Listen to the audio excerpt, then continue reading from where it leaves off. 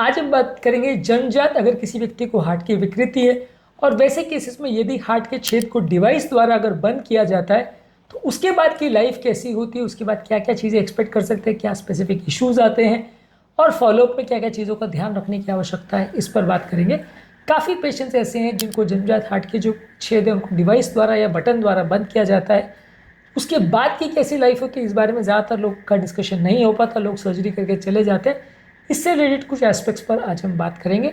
Topic important है हर उस व्यक्ति के लिए जिसको या तो जन्मजात हार्ट की कोई प्रॉब्लम है या इससे रिलेटेड कोई उनका ट्रीटमेंट हुआ है, उनको ये वीडियो एंड तक देखना चाहिए।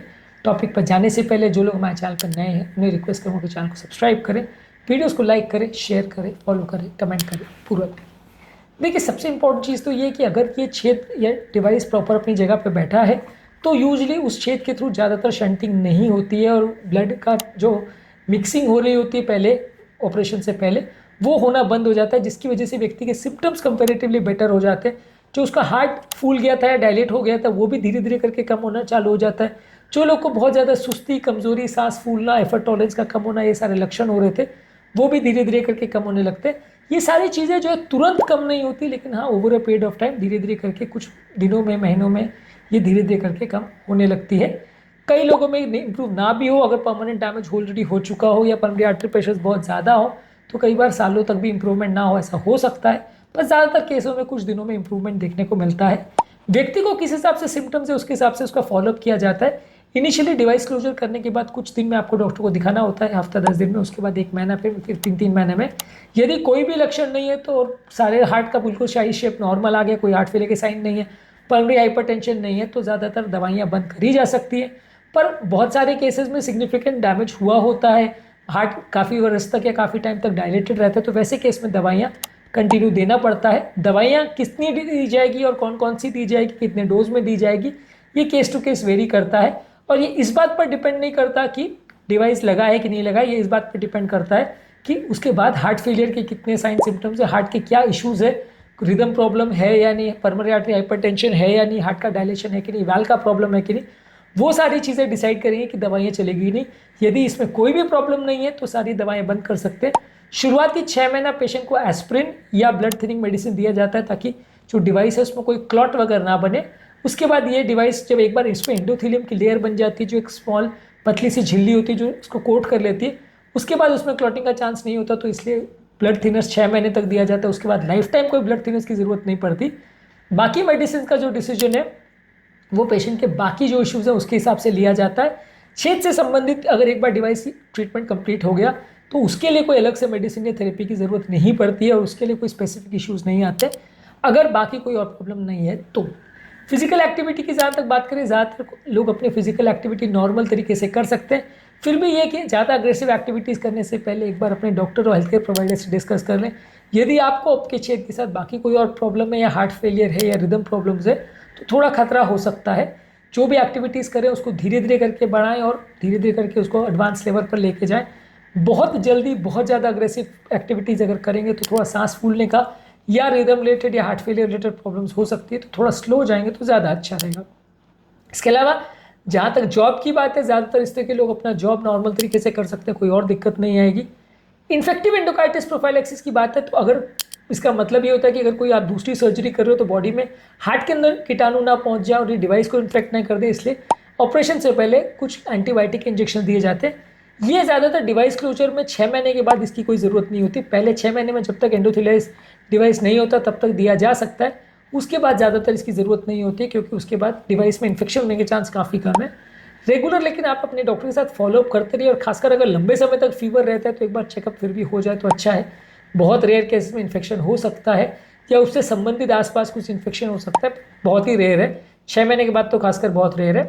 पेशेंट को अपने डॉक्टर के साथ रेगुलर फॉलोअप करते रहना चाहिए। मेरा सजेशन ये है कि भले कोई प्रॉब्लम नहीं भी हो तो भी एटलीस्ट 6 मंथ्स में बताते रहना चाहिए, क्योंकि कई बार इस तरह के पेशेंट में भले डिवाइस संबंधित प्रॉब्लम नहीं भी आए लेकिन फिर भी कुछ भी अनफोर्सिन प्रॉब्लम्स आ सकते हैं, भले वाल्व संबंधित हो या छेद संबंधित हो या कुछ और बीमारी संबंधित हो। क्योंकि जिन लोग का हार्ट अबनॉर्मल तरीके से बंधा है उसमें कई और तरह की प्रॉब्लम्स भी आ सकती है जो कि अनएक्सपेक्टेड होती है। कई बार सडनली रिदम प्रॉब्लम्स चालू हो जाती है, उससे हार्ट फेलियर हो जाता है, पेशेंट एट्रियल फिब्रिलेशन में चला जाता है। कई बार ऐसे लोगों को सुप्रावेंट्रिकुलर टैकीकार्डिया हो जाता है, वो भी दिक्कत कर सकता है। तो अगर कोई लक्षण है तो डेफिनेटली आपको डॉक्टर को मिलना चाहिए, नहीं भी है तो भी मेरा सजेशन एटलीस्ट ये है कि 6 मंथ्स में एक बार दिखाते रहिए, एटलीस्ट पहले कुछ वर्ष तक। उसके बाद में भी 1-1 साल 2-2 साल में आप डॉक्टर को बताते रहे तो अच्छा है। बिल्कुल लॉस टू फॉलोअप नहीं हो जाए, बिल्कुल दिखाना बंद कर दें ऐसा मत करिए, क्योंकि उसमें लॉन्ग टर्म प्रॉब्लम्स होने का थोड़ा अंदेशा ज़्यादा रहता है। इसके अलावा पेशेंट को कई बार मैरिज के टाइम दिक्कत आती है। मैरिज के टाइम आपको ये देखने की ज़रूरत है कि पेशेंट को कोई हार्ट फेलियर या कोई और सिम्टम्स तो नहीं है। अगर कोई नहीं है तो मैरिज करने में या बच्चे प्लान करने में कोई दिक्कत नहीं आएगी। ज़्यादातर लोग बच्चा प्लान कर सकते हैं यदि कोई हार्ट फेलियर है प्रॉब्लम नहीं है तो। डिवाइस की वजह से कोई प्रॉब्लम नहीं आएगी, खासकर अगर डिवाइस पुराना है तो बिल्कुल भी नहीं आएगी। यदि डिवाइस पिछले 6 महीने के अंदर किया गया है तो फिर आपको थोड़ा ध्यान रखना पड़ेगा। प्रेगनेंसी प्लानिंग के दौरान उसमें थोड़ा क्लॉटिंग का चांस ज़्यादा रहेगा। प्रेगनेंसी और मैरिज संबंधित कंजेनिटल हार्ट डिजीज में क्या इश्यूज होते हैं इसको हमने अलग वीडियो में डिस्कस किया है, इसको जरूर चेकआउट करें। इसके अलावा इमोशनल सपोर्ट की कई बार ज़रूरत होती है, क्योंकि इस तरह के बच्चे कई बार लाइफ टाइम डिप्रेशन में चले जाते हैं, एंग्जाइटी में चले जाते हैं, तो उसके लिए थोड़ा सपोर्ट की ज़रूरत है। सोसाइटी की तरफ से, फ्रेंड्स, फैमिली और रिलेटिव्स की तरफ से उनको एडिक्वेट सपोर्ट मिलना चाहिए। इससे कई साइकोलॉजिकल प्रॉब्लम्स होने का चांस कम हो जाता है। इस तरह के बच्चे कई बार साइकोलॉजिकल इश्यूज़, क्योंकि फ्रेंड्स फैमिली प्रॉपर सपोर्ट नहीं देते तो उसका शिकार भी हो जाते हैं। तो उसके लिए भी थोड़ा सोशल सपोर्ट होना आवश्यक है। और जहाँ तक फैमिली प्लानिंग की बात है, आपको बच्चा प्लान करने से पहले एटलीस्ट एक बार देख लेना चाहिए। ज़्यादातर ये जो छेद वाली बीमारियाँ हैं बच्चों को ट्रांसमिट नहीं होती है, पर फिर भी कुछ सिंड्रोम रिलेटेड बीमारियाँ हैं या कुछ केसेस में बच्चे को ट्रांसमिट हो सकती है। तो प्रेगनेंसी के दौरान भी बच्चे की एक बार जांच कर लेनी चाहिए, क्योंकि कहीं बाई चांस कोई ट्रांसमिट हुआ तो एटलीस्ट आपको पता रहे। ऐसा ज़रूरी नहीं है कि बच्चे को अगर छेद का प्रॉब्लम हो गया तो सब प्रेगनेंसी को टर्मिनेट ही करना पड़ेगा, पर अगर प्रॉब्लम हो तो आपको पता रहेगा कि इसके लिए आगे क्या करना है और उसके लिए कोई सर्जरी की या ट्रीटमेंट की ज़रूरत कब है।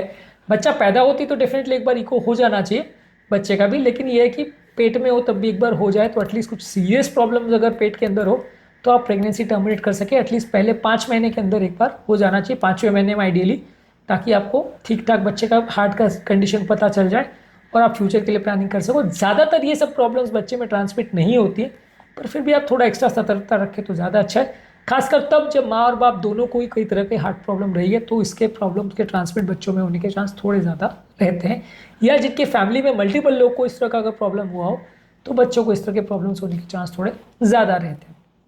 आज के टॉपिक में हमने बात करी कि ये डिवाइस क्लोजर के बाद आपकी लॉन्ग टर्म लाइफ कैसी रहेगी और क्या क्या चीज़ें आप एक्सपेक्ट कर सकते हैं, किस तरह के इश्यूज आ सकते हैं, क्या प्रैक्टिकल प्रॉब्लम्स आ सकती हैं, खासकर मैरिज, प्रेगनेंसी और जॉब संबंधित। उम्मीद करूँगा कि आज के टॉपिक में कुछ नई बातें जानने को मिली होगी। जो लोग हमारे चैनल पर नए हैं उन्हें रिक्वेस्ट करूँगा कि चैनल को सब्सक्राइब करें, वीडियोज़ को लाइक करें, शेयर करें, फॉलो करें, कमेंट करें पूरा दिन।